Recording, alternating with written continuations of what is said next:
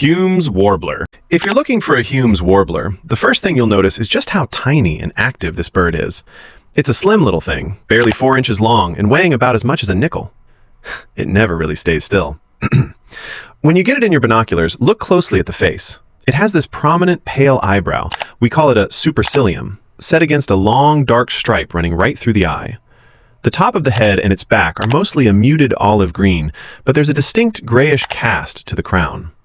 If the light hits it just right, you might even pick out a faint pale stripe running down the center of its head. Now, check the wings. You're looking for 2 pale wing bars. The top one is usually pretty faint, sometimes barely there, but the lower one is much more obvious. Underneath, it's mostly a clean, smoky white, especially around the throat and breast. Its bill is almost entirely black, maybe just a tiny smudge of dull orange at the base if you're lucky, and its legs are a dark, muddy brown. How do you tell it apart from the others? That's the tricky part.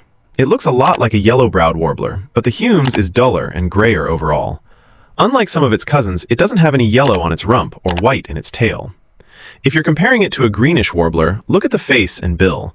The Hume's has a less yellow eyebrow and a much darker beak.